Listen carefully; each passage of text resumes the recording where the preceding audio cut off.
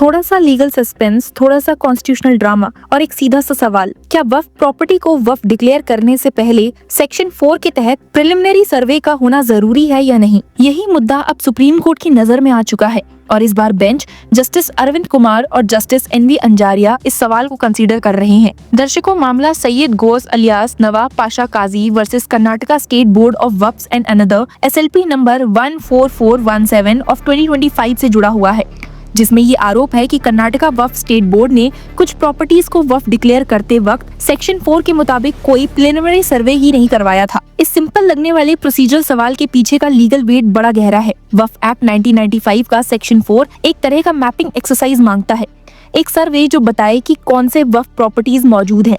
इस सर्वे के बेस पर ही एक लिस्ट तैयार होती है और उसकी पब्लिकेशन से रिलेटेड लीगल कॉन्सिक्वेंसेज निकलते हैं। और जब सेक्शन 5 के तहत किसी प्रॉपर्टी को गैजेट में नोटिफाई कर दिया जाता है तो क्या वो नोटिफिकेशन अपने आप में कंक्लूसिव प्रूफ है कि प्रॉपर्टी वक्फ है? कर्नाटका हाई कोर्ट ने इस पॉइंट पर कहा था नहीं।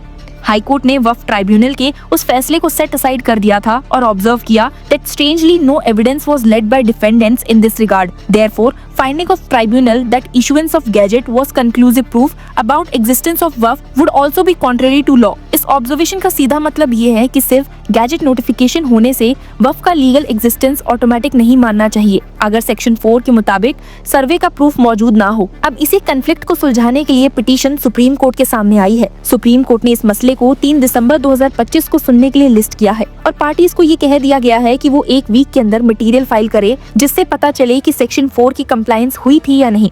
दर्शकों, ये इशू नया नहीं है। सुप्रीम कोर्ट ने पहले भी सिमिलर लॉजिक अपनाया था।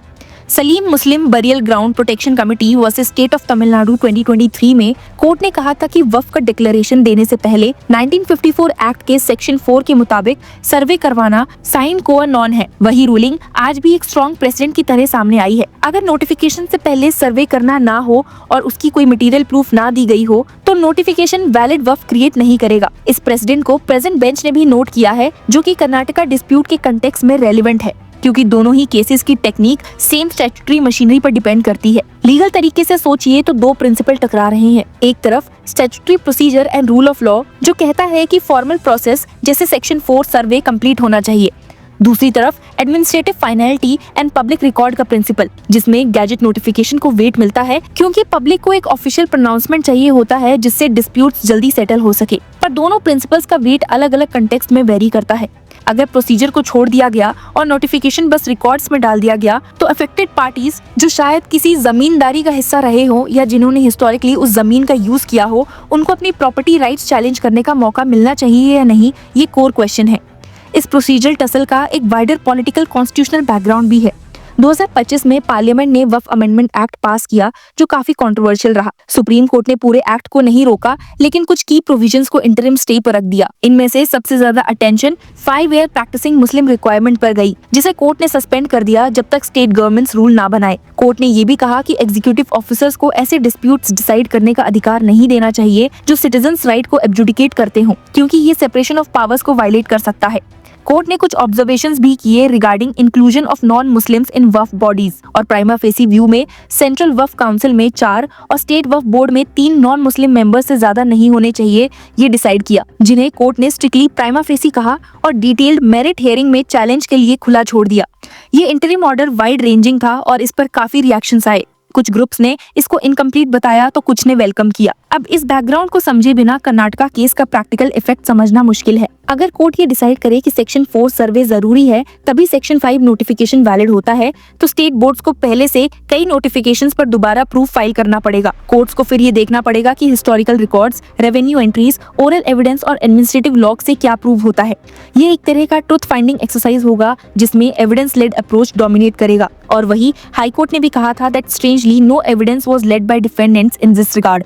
अगर डिफेंडेंट तरफ से कोई क्रेडिबल मटेरियल ना हो तो ट्राइब्यूनल का कंक्लूजन कि गैजेट ही कंक्लूसिव प्रूफ है वो लॉ के मुताबिक चल नहीं सकता। अगर सुप्रीम कोर्ट सलीम प्रेसिडेंट को फॉलो करता है, इसका सीधा मतलब ये हो सकता है कि बहुत सी पुरानी नोटिफिकेशन जिन पर कभी प्रॉपर सर्वे ना हुआ हो उनके लीगल स्टेटस पर भी डाउट उठ जाएंगे। पर एक कोर्ट फ्रेंडली काउंटर आर्गुमेंट भी है कि पब्लिक ऑर्डर और एडमिनिस्ट्रेटिव सर्टेनिटी का इंटरेस्ट भी है। अगर हर नोटिफिकेशन को रीओपन कर दिया गया तो गवर्नेंस पैरालाइज हो सकती है। वक्फ बोर्ड्स की functioning, management of charitable properties और बेनिफिशरीज जैसे कि स्कूल्स, मदरसास, ग्रेवयार्ड्स, हॉस्पिटल हॉस्पिटल्स को भी नुकसान हो सकता है। इस बैलेंसिंग एक्ट को सुप्रीम कोर्ट कैसे निपटेगा, वही आने वाली हियरिंग में देखने लायक होगा। एक और लेयर जो इंटरिम जजमेंट पर दिया गया क्रिटिक पॉइंट आउट करता है, और वो ये है कि कोर्ट ने कुछ चीजों पे प्रीमेच्योरली कंक्लूजन्स निकाल लिए हैं। क्रिटिक का कहना है, the supreme court's interim judgment on Waqf amendment act 2025 pronounced by the division bench of Chief Justice of India B.R. Gavai and Justice Agustin Mashih on 15 September 2025 is problematic on almost all counts: issue framing,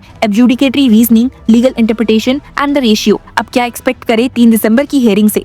parties को कहा गया है कि वो additional material file करे जिसमें section 4 compliance दिखाया जा सके। अगर स्टेट बोर्ड के पास survey reports, field diaries, revenue confirmations, gazette notifications के सपोर्टिंग बैक ऑफिस रिकॉर्ड्स हैं तो इनका प्रेजेंटेशन क्रूशियल होगा। अगर प्लेंटिफ सक्सेसफुल होकर दिखाता है कि सर्वे कभी हुआ ही नहीं, या जो सर्वे रिकॉर्ड्स दिए गए हैं वो सुपरफिशियल या बैकडेटेड हैं, तो हाई कोर्ट के ऑब्जर्वेशन को सुप्रीम कोर्ट भी कंफर्म कर सकता है। इसका इमीडिएट इफेक्ट ये हो सकता है कि स्पेसिफिक प्रॉपर्टीज पर जो वक्फ स्टेटस चल रहा है उनका लीगल स्टेटस रीओपन हो, और ये चेन रिएक्शन कोर्ट्स और एडमिनिस्ट्रेटिव अथॉरिटीज के रिकॉर्ड चेक करने वाली प्रोसेस को ट्रिगर करेगा। अंत में एक कॉन्स्टिट्यूशनल रिफ्लेक्शन भी है कि वक्फ एक ऐसा लीगल कॉन्स्टिट्यूशनल कैटेगरी है जो रिलीजन, प्रॉपर्टी, एडमिनिस्ट्रेटिव लॉ और वेलफेयर का इंटरसेक्शन है। इसीलिए जब भी कोई स्टैट्यूटरी प्रोसीजर जैसे सेक्शन 4 सर्वे पेपर पर दिखता है, उसका मतलब सिर्फ ब्यूरोक्रेसी नहीं होता, वो एक ड्यू प्रोसेस सेफगार्ड भी होता है जो राइट्स को बैलेंस करता है। कोर्ट अपनी रीजनिंग में कभी भी इस बैलेंस को इग्नोर नहीं कर सकता, और इसी वजह से सलीम प्रेसिडेंट और प्रेजेंट हाई कोर्ट ऑब्जर्वेशन इतने सिग्निफिकेंट है। और जब एक लार्जर इंटरिम ऑर्डर जैसे 15 सितंबर 2025 वाला डिसीजन भी पैरेलल चल रहा हो, जिसमें multiple constitutional and administrative concerns raise हुए हों, तब लीगल लैंडस्केप और भी कॉम्प्लेक्स हो जाता है। So let's stay tuned for more legal updates on this case. Keep following.